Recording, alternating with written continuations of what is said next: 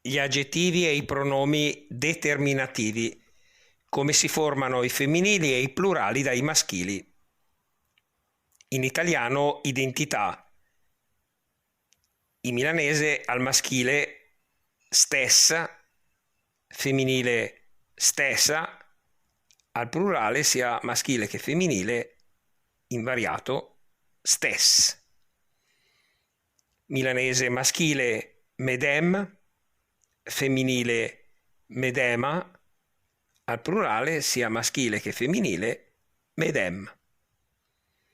Maschile milanese compagn, femminile compagna, al plurale sia maschile che femminile compagno. Maschile milanese simil, femminile simil, al plurale sia maschile che femminile simil.